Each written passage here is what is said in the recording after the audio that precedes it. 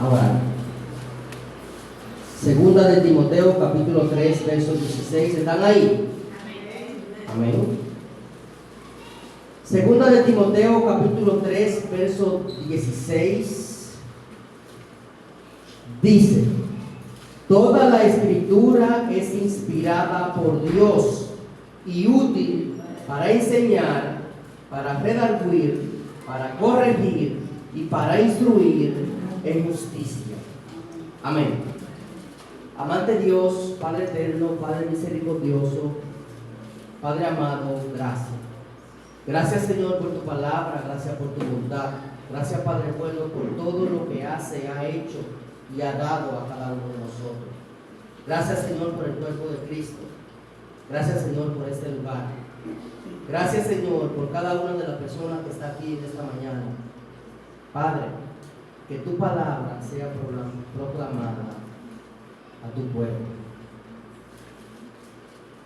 No es sobre mí, es sobre tu palabra, sobre tu revelación, sobre los libros que están escritos en este libro.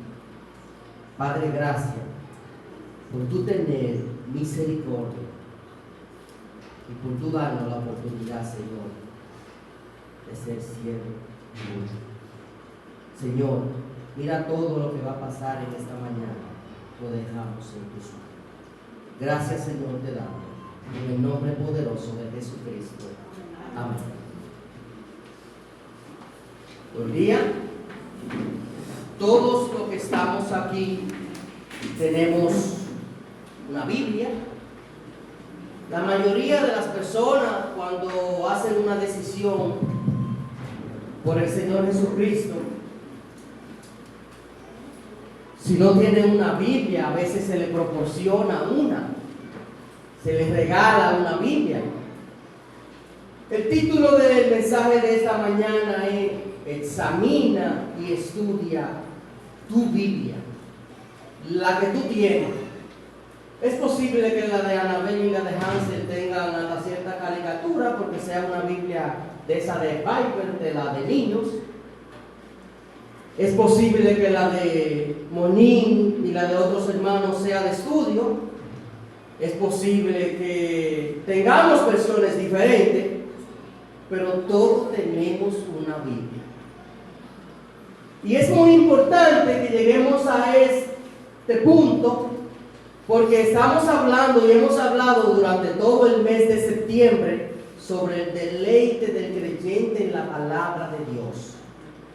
Y cómo un creyente puede deleitarse en la palabra de Dios si tiene una Biblia en su casa y pues definitivamente no la abre, no la estudia, no la escudriña, no la lee, no la examina, no se goza. Es increíble.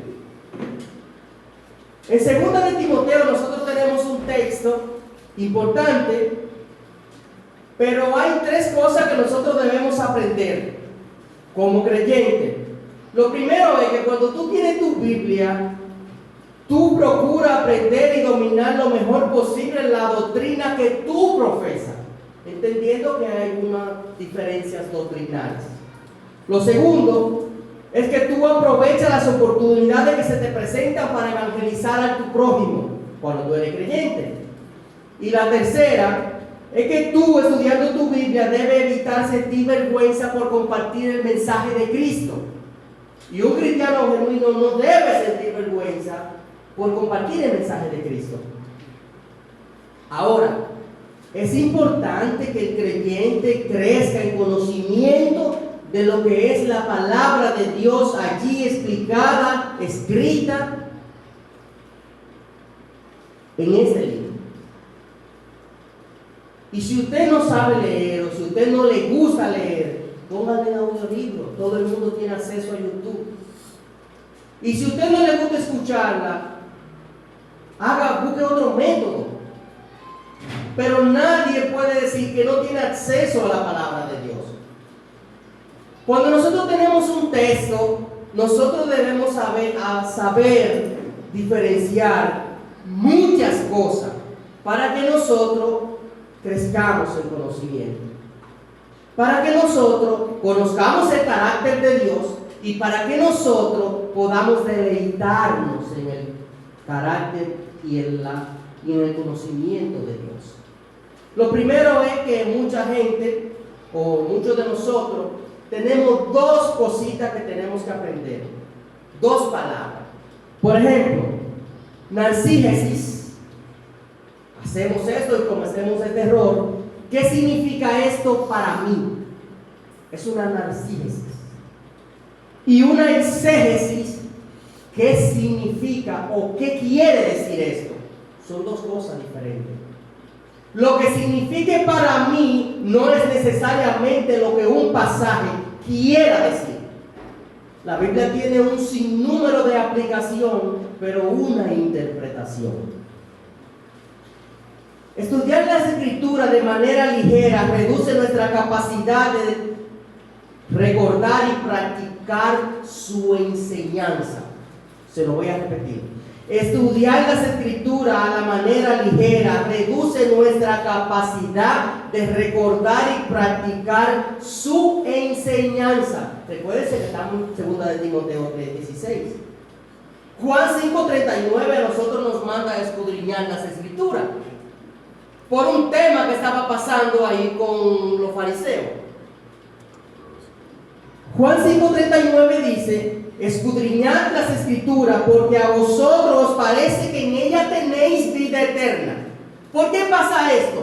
Porque Jesucristo le dice a los fariseos: ustedes escudriñan, ustedes examinan, ustedes estudian, ustedes son los que tienen más conocimiento sobre las Escrituras y en ella está la vida eterna, claro, pero se le olvida que eso que ustedes están estudiando habla acerca de mí. Para terminar ese texto dice: en ella es que dan testimonio de mí, en Juan 5:39. Cuando nosotros tenemos un pasaje, cuando nosotros tenemos un texto, cuando nosotros tenemos una porción de la Sagrada Escritura, tenemos que entender muchas cosas para llegar a la conclusión y a la interpretación correcta de ese pasaje. Primero, la intención del autor inspirado. Esta mañana hablábamos de Salomón. Pero entendiendo que hay un autor inspirado, tenemos que entender que hay un autor divino y soberano quien ha revelado esta palabra para una interpretación a un autor humano.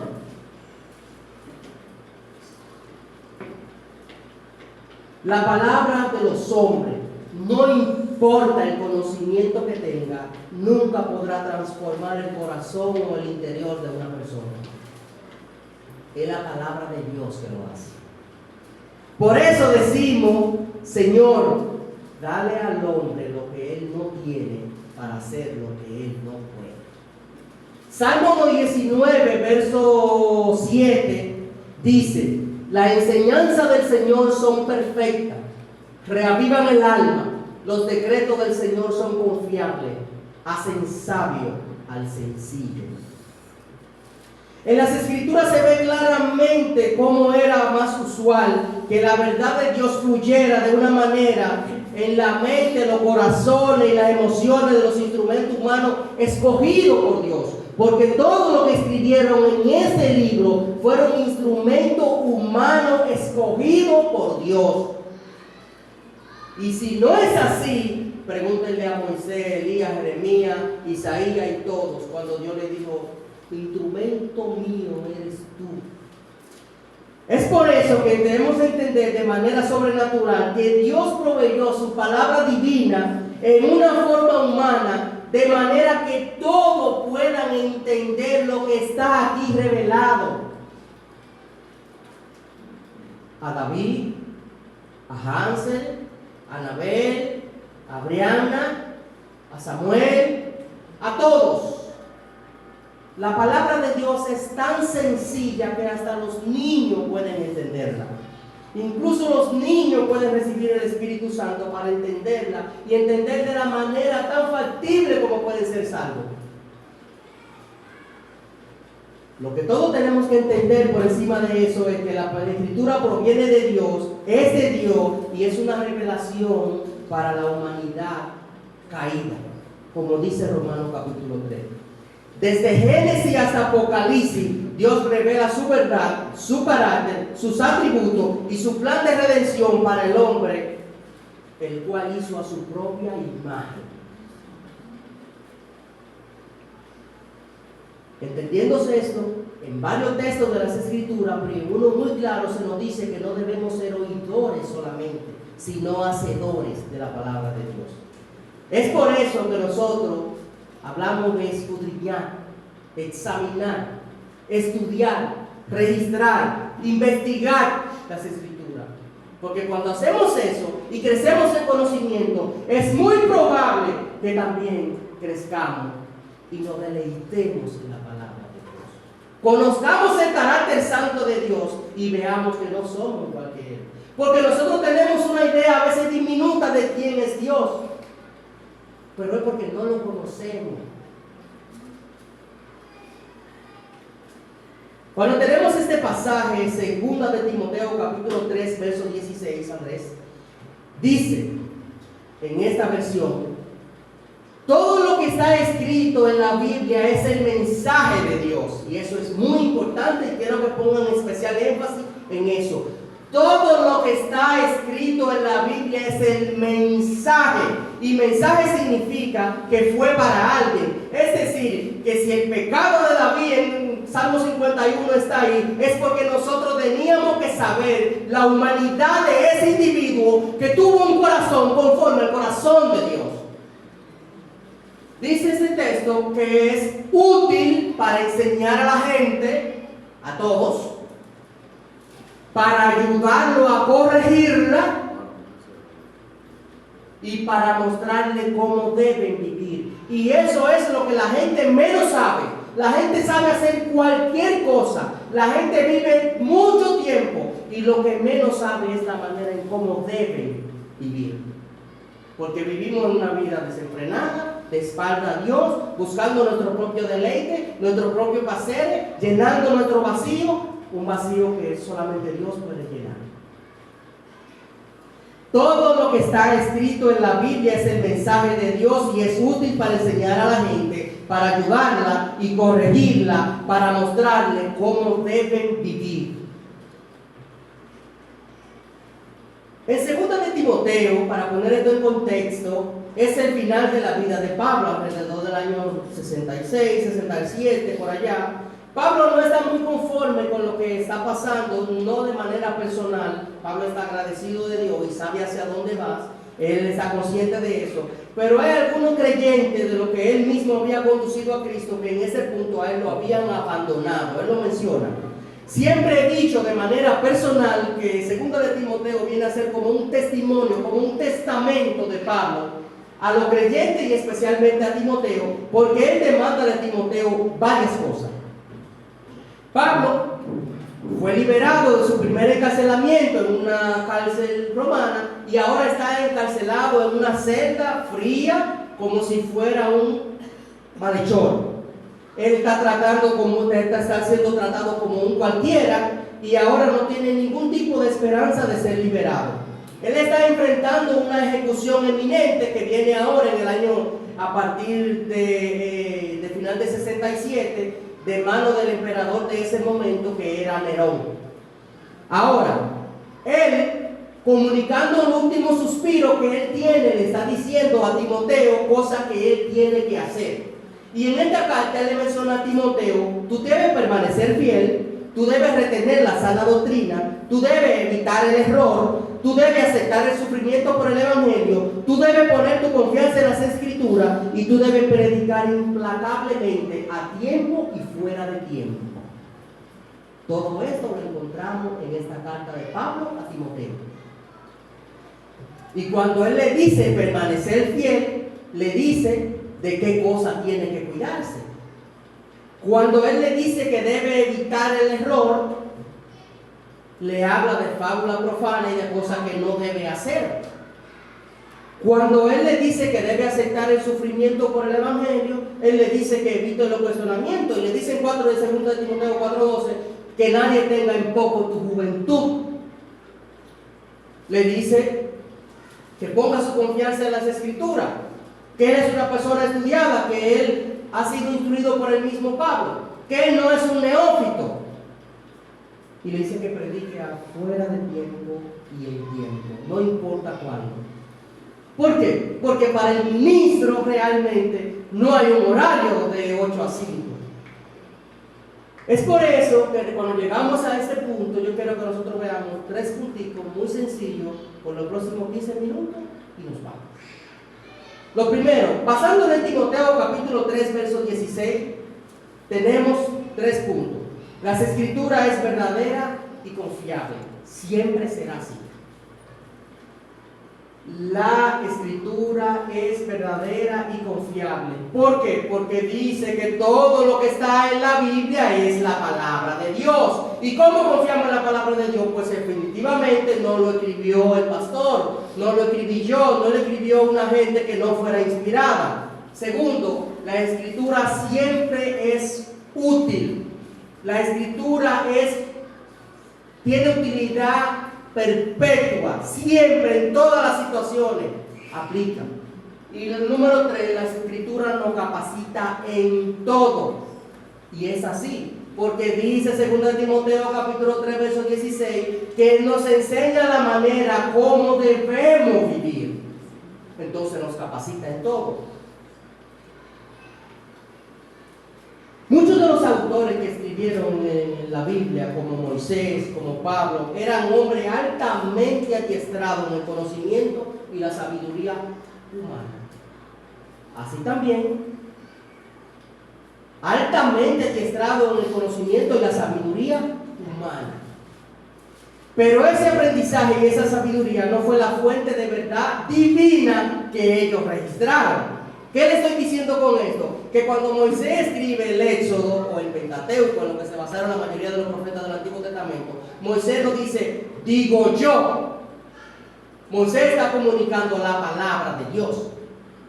Es por eso que ni siquiera los hombres, por conocimiento que tuvieran, por piadosos que fueran, revelaron su propia palabra, sino la palabra de Dios.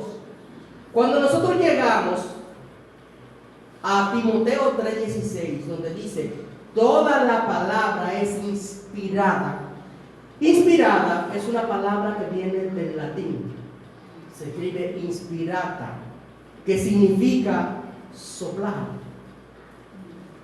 Es por eso que cuando hablamos de que toda la escritura es inspirada por Dios, es el mismo sentimiento y aliento de vida de Dios dado a hombre con una comisión por el Espíritu Santo divina para que comunicaran lo que Dios quería que nosotros supiéramos, lo que nosotros necesitábamos, lo que nosotros teníamos que aprender para saber cómo vivir. Que aún teniendo todo eso nos enseña cómo vivir, porque hacemos como el pueblo, vivimos de espalda a eso.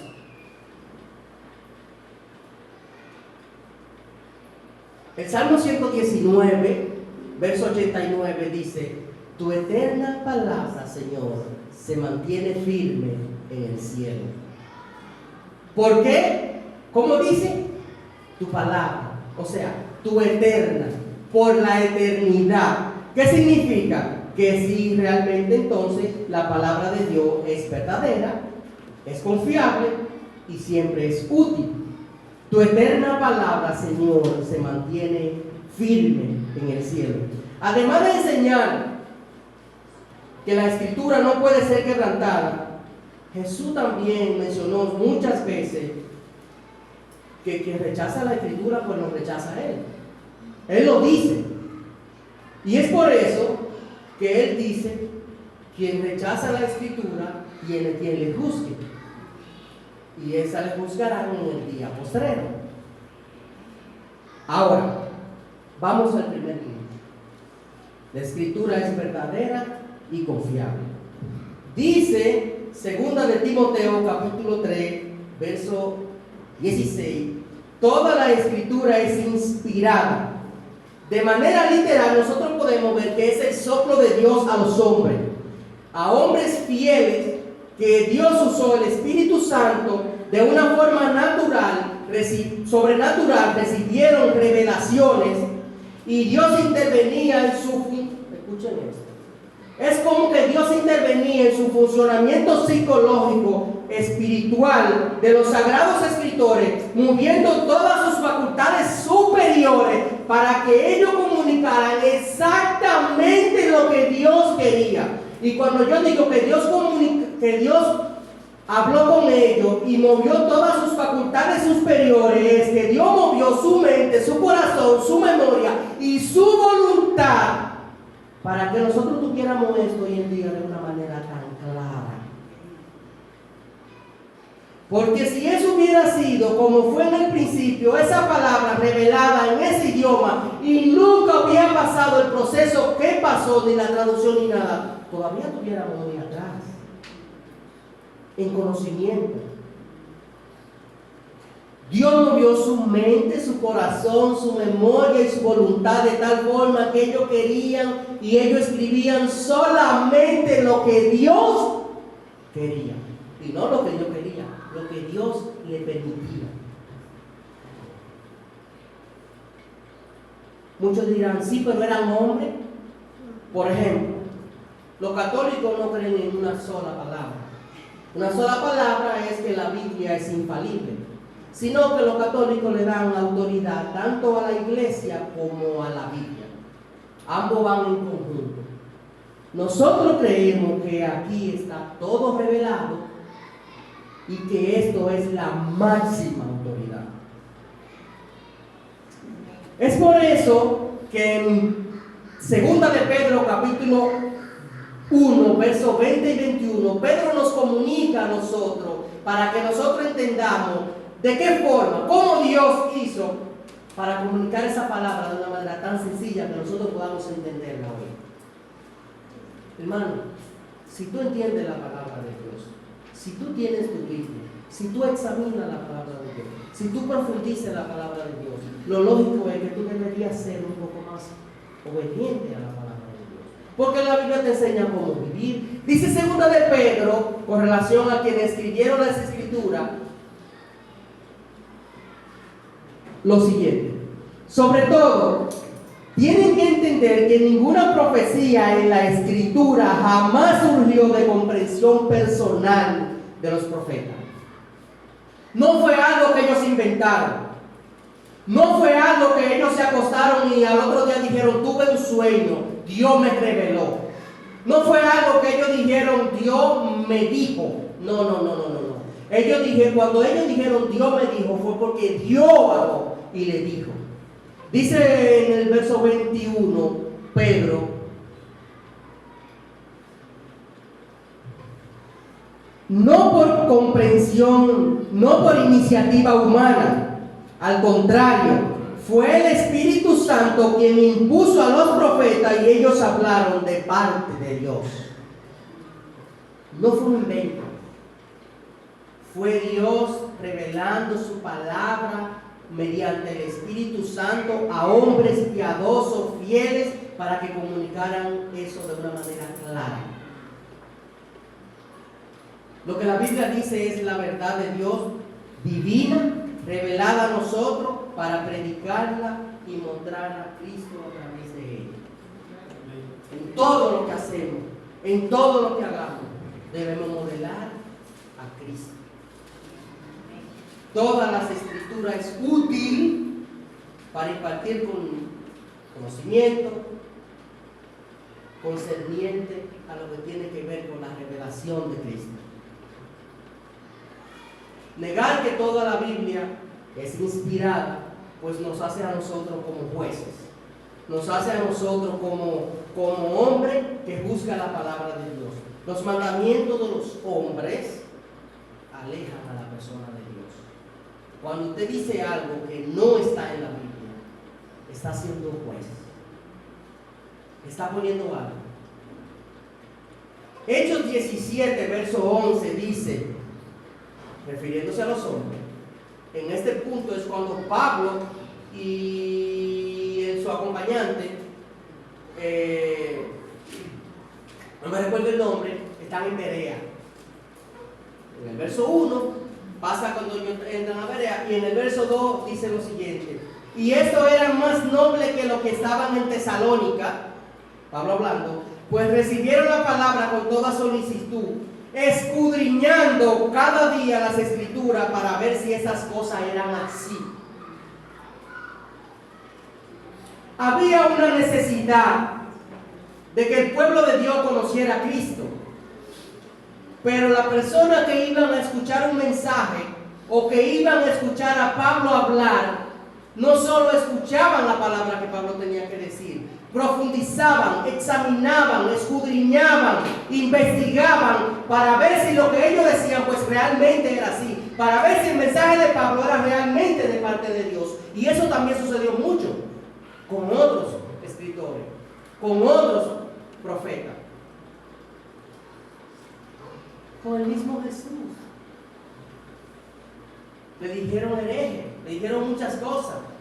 Tito 1:14 dice: y no den oído a las fábulas judaicas ni mandamientos de hombres que se apartan de la verdad. No escuchen eso. Y yo entiendo que esto es un punto importante para nosotros como iglesia. Amados hermanos, siempre lo he dicho, si nosotros estamos aquí y una persona se para aquí y dice algo que no es, y dice un error, la persona se puede equivocar, pero nosotros somos responsables de aceptar ese error. ¿Saben por qué? Porque si nosotros estamos estudiando, si estamos creciendo en conocimiento, lo más probable es que nosotros tengamos la capacidad para identificar que eso es un error. Ahora, si usted es una persona que tiene una Biblia en su casa y la abre los domingos cuando llegamos aquí, ahí es un error. Porque difícilmente no puede crecer. Las Escrituras siempre son infalibles. Punto número 2. Independientemente si se transmite el significado completo de ella, es infalible.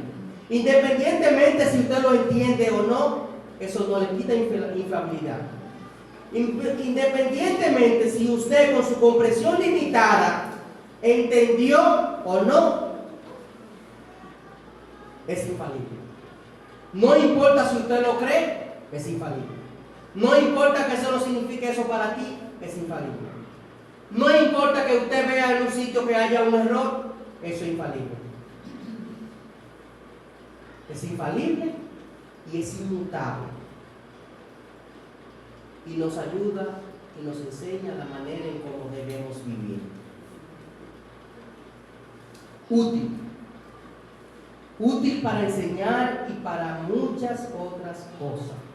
La Escritura es el manual de vida de todo y para todo. La Escritura suministra el cuerpo comprensivo completo de la verdad divina que Dios necesita que nosotros aprendamos para comunicar su mensaje de una manera que nosotros seamos humildes y con piedad que tengamos. El Salmo 119, verso 97 hasta el 105, dice lo siguiente: oh, cuánto amo tus enseñanzas, pienso en ellas todo el día.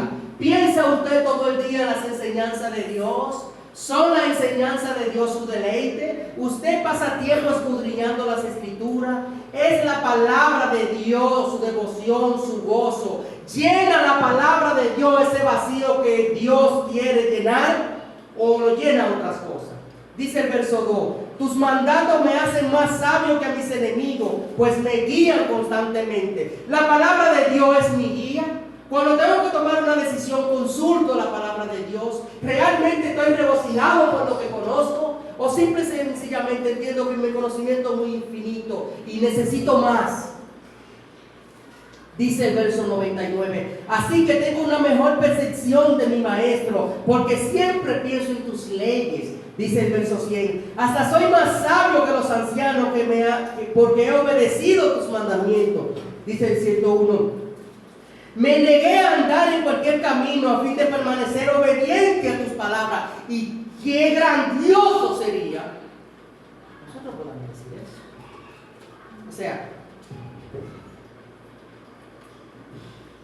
me negué a andar en otros caminos por ser obediente a tu palabra. Es fuerte. Dice el verso 102, no me he apartado de tus ordenanzas porque me han enseñado el bien. 103, qué dulces son a mis paladar tus palabras, son más dulces que la miel. El 104, tus mandamientos me dan entendimiento, con razón detesto tanto el camino falso. Tus razón me dan entendimiento, por eso detesto el camino falso, dice, de la vida. Llegamos aquí a Salomón. Vivió de la manera como quiso, Dios le entregó todo lo que pidió y dice, eso no llenó el vacío que tenía. Enseñar lo que es correcto al creyente. Pablo nos recuerda a nosotros los hombres que en 1 Corintios se nos menciona 3 hombres, un natural, un espiritual y un carnal. El hombre natural no percibe las cosas espirituales, no tiene la capacidad para percibir las cosas que son del espíritu, por lo tanto muchas veces dice que son locuras y no puede entender, no porque la persona no sea salva, no porque sea inferior intelectualmente, sino que tales verdades se deben discernir espiritualmente. Hermanos, cuando nosotros tenemos la palabra de Dios, debemos entender que no importa lo que yo diga, la Biblia se interpreta a sí misma. No importa que la palabra, no importa el conocimiento, no importa quién la exponga, la Biblia es tan sencilla que cualquier niño tiene que ser capaz de entenderla.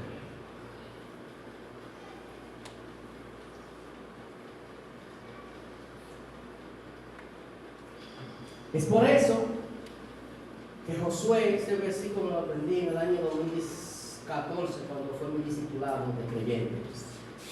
Nunca se apartará de tu boca este libro de la ley, sino que de día y de noche meditarás en él, para que hagas y guardes conforme a lo que en él está escrito. Por tanto, él hará prosperar tu camino y todo te saldrá bien. Todo te saldrá bien. ¿Cuándo? Cuando tengo deleite en la palabra, cuando conozco la palabra, cuando conozco al Dios soberano que ha revelado esa palabra y cuando yo sigo esa palabra, cuando yo estoy en la sintonía de lo que dice el Salmo que acabamos de leer, cuando yo rechazo el camino malo y siempre procuro la obediencia. Dice en 2 de Reyes capítulo 22 versos 11 y 13, cuando el rey oyó lo que estaba sucediendo, cuando lo que estaba escrito en el libro de la ley, rasgó su ropa en señal de desesperación. Cuando el rey oyó lo que estaba escrito en el libro de la ley, rasgó su ropa en señal de desesperación. ¡Wow! ¡Qué equivocado estábamos!, dice Josías. 17, 18 años tenía Josías cuando eso. Dice, luego dio las siguientes órdenes a Hilcías, el sacerdote, a Hicam y los hijos de Safán, consejero personal del rey. Vayan al templo y consulten al Señor por mí, por el pueblo y por toda la gente de Judá. Pregunten acerca de la palabra escrita en este libro que se encontró, pues él con gran enojo, el Señor, arde contra nosotros, porque nosotros y nuestros antepasados no obedecieron la palabra de ese rollo. No hemos estado haciendo todo lo que deberíamos hacer. ¡Wow! ¡Qué equivocado estábamos! Estábamos en un error.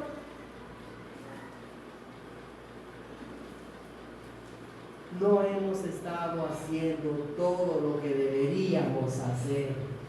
Es increíble.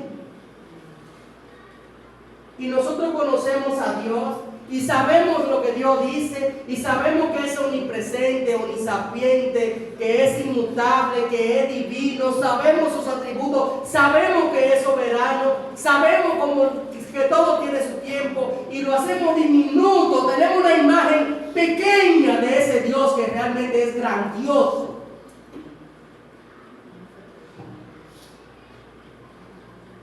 Dice en 2 Timoteo, capítulo 3, que la palabra para redarguir, para corregir. Es por eso que la Biblia es útil para sacar a la persona de su conducta erróneas y equivocadas. Miren esto que dice ahí. Y eso lo escribí yo. El estudio cuidadoso y regular, esa palabra, regular, o sea que ahí debe haber una constancia. El estudio cuidadoso y regular de las Escrituras es la construcción del cimiento de la verdad que, entre otras cosas, expone el pecado en la vida del creyente para producir corrección, confesión, renuncia y obediencia. No hay forma que una persona que esté constantemente creciendo espiritualmente, dando fruto, capacitándose, siga constantemente en una práctica pecaminosa. Siga constantemente nadando en el lodo.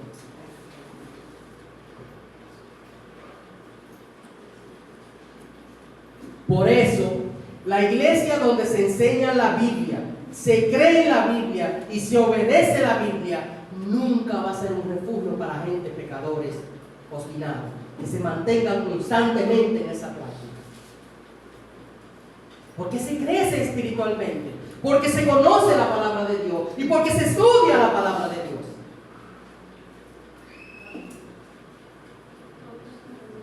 Dice, para instruir en justicia.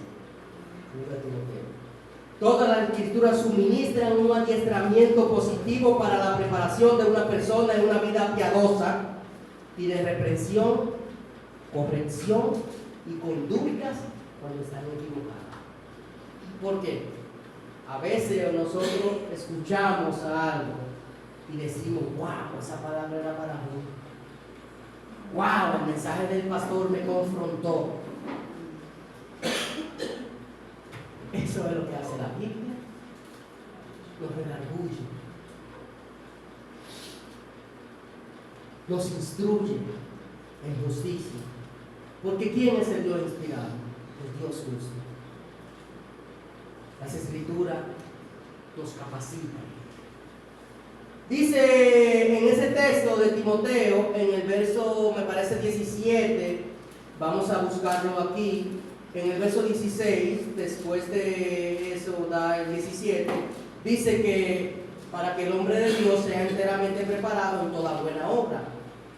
Y cuando ahí dice el hombre de Dios, se refiere a un término técnico que se usa para aquel que predica la palabra, para aquel que es un líder, para una persona realmente que usa la palabra de Dios, y no se refiere a que sea perfecto, no. Cuando dice para que el hombre de Dios, es para que ese hombre que tiene a su mano la Escritura y va a exponer la Escritura, sea capaz de hacer todo lo que humanamente hablando es llamado a hacer. Escuchen. Todo lo que humanamente hablando es llamado a hacer. ¿Y qué dice Timoteo? Pues debe ser irreprensible, que debe ser honesto, que debe ser íntegro. Para que el hombre de Dios sea así y exponga la palabra de Dios de una manera íntegra, exponga la palabra de Dios de una manera irreprensible, exponga la palabra de Dios de una manera honesta, porque no es perfecto, es un pecador, pero es un instrumento de Dios. Y dice eso mismo en Colosenses capítulo 2, verso 10. Y habéis sido hecho completo en Él, que es la cabeza, sobre todo poder y autoridad. El hombre es el predicador que estudia con diligencia las verdades de las Escrituras, que la cree sinceramente y la obedece, está preparado en la vida y siempre va a defender la fe. Dice el verso 17 que sea enteramente preparado. Y preparado significa que sea capacitado. Capacitado significa que tenga las herramientas para cumplir todas las exigencias y requisitos del ministerio de una manera piadosa, en una vida justa y en una vida íntegra, moralmente correcta. La vida no solo logra eso en la vida de los hombres que predican la palabra de Dios, sino que también logra muchas cosas y mucho crecimiento en las personas que lo siguen, cuando usted realmente es un líder espiritual. Dice Efesios capítulo 4, versos 11 a 13. Ahora bien, Cristo dio los siguientes dones a la iglesia, a los apóstoles, a los profetas, a los evangelistas, a los pastores y maestros. Estos dones que están aquí, por ejemplo, vamos a hablar de evangelista. Cuando una persona se convierte, lo primero que nosotros hacemos es le damos un seguimiento y ponemos a alguien a que lo discipule. Ese don de evangelista, ese es la persona encargada para eso.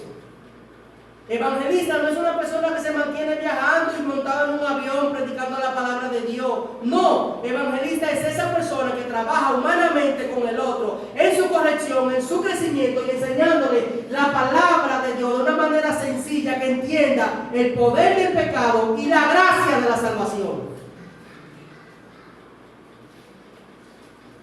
Dice el verso 12, ellos tienen la responsabilidad de capacitar y preparar al pueblo de Dios para que lleve a cabo su obra y edifique a la iglesia, es decir, el cuerpo de Cristo. Ese proceso continúa hasta que todos alcancemos la unidad en nuestra fe y el conocimiento del Hijo de Dios y que seamos maduros en el Señor, es decir, hasta que lleguemos a la plena, completa medida de que seamos parecidos a Cristo.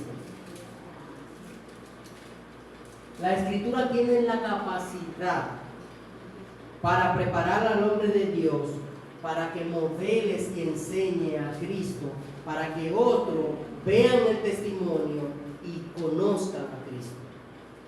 Ahora, si eso no se hace, estamos, como dijo el texto anterior, estábamos equivocados, estamos perdiendo el tiempo, como dijo Josías. Voy a concluir con esto. Cuando Dios llamó vamos a poner a alguien, Jeremías le dijo, yo soy muy joven. Cuando Dios llamó a Moisés, le dice, yo no sé hablar. Y le dice, ¿quién le puso la boca al hombre? No fui yo.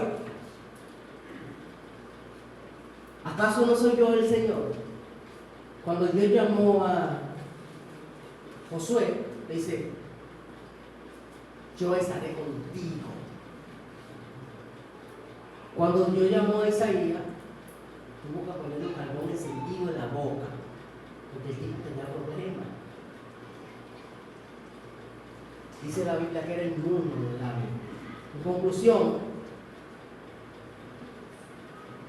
toda la iglesia, en todo lugar y en todo tiempo, debe estar totalmente comprometida con la predicación, la enseñanza y la implementación de la palabra de Dios y preocupada por el crecimiento espiritual de su pueblo.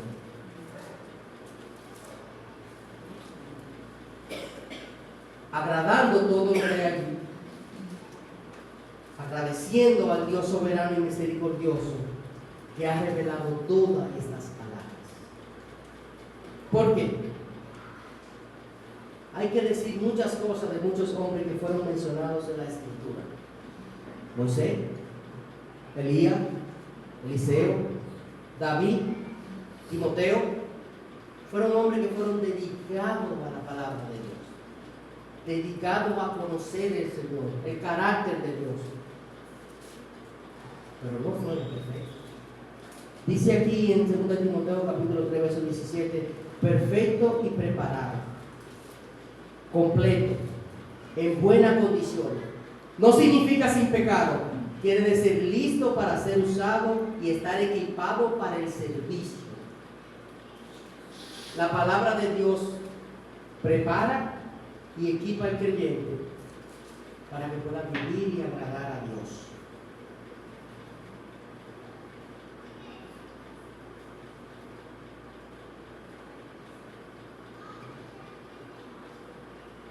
Hermanos, mientras mejor nosotros conozcamos nuestras Biblias,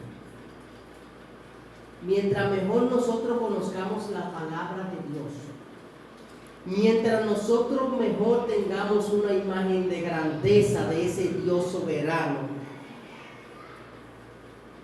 nosotros podemos vivir mejor y trabajar mejor para Dios, para la obra de Dios, para propagar su reino en la tierra. Es la palabra de Dios la que capacita al pueblo de Dios para la obra de Dios. La palabra de Dios es la que capacita al pueblo de Dios para la obra de Dios. No todos los que estamos aquí tenemos la misma función. Por eso dice Lucas: Señor, tú eres el Señor de la mies. La verdad, los obreros son muchos, la mies es mucha, pero los obreros pocos. Manda obrero.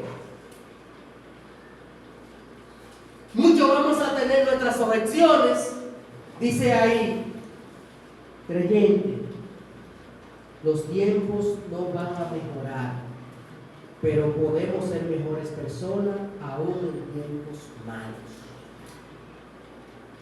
Creyente, el buen conocimiento de la Escritura no debe parar en un buen saber, aún siendo el saber muy importante, sino debe parar en un buen obrar.